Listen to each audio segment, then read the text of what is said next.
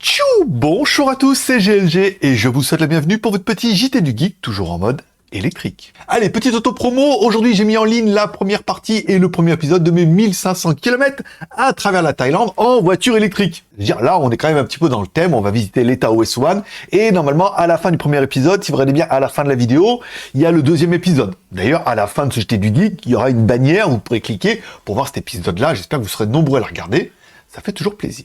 Aujourd'hui, nous explorons le tout nouveau XPeng X9 à un monospace électrique à 7 places lancé récemment en Chine. Le XPeng X9 a été dévoilé à un prix de départ de 359 000 yuan, soit environ 47 000 euros. Si on prend la conversion du yuan chinois, c'est un prix hors taxe et en Chine, bien évidemment. Ce prix est notablement inférieur au prix de la prévente, ce qui en fait une offre très attractive. Le XPeng se distingue par son design futuristique et ses dimensions généreuses. Oui, 5,2 mètres par 1,9 mètres par 1,7 mètres. Il est construit sous la plateforme CEPA 2.0 avec un empattement de 3 mètres. Oui, le monospace est proposé en deux options de motorisation, la traction avant avec moteur de 235 kW et la traction intégrale avec un moteur supplémentaire de 135 kW à l'arrière. La puissance totale maximale est donc de 370 kW avec un couple de 640 Nm. Le X9 peut accélérer de 0 à 100 en 5 secondes 7 et atteindre une vitesse maximale de 200 km/h. Il offre deux options de batterie, une batterie LFP de 84 kW et une batterie NMC de 101 kW.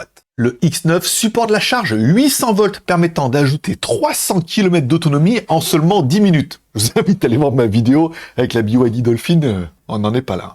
Selon la combinaison moteur et batterie, le X9 offre une autonomie de 610 km ou 640 km et jusqu'à 702 km. Le X9 est également disponible en 4 configurations avec des prix allant de 50 000 $ à 59 000 $. Et surtout, n'oubliez pas de vous abonner, déjà parce que c'est gratuit. Ensuite, si vous cliquez sur la cloche à droite et que vous mettez recevoir toutes les notifications, vous recevrez un petit message tous les matins lorsque je mets une nouvelle vidéo en ligne.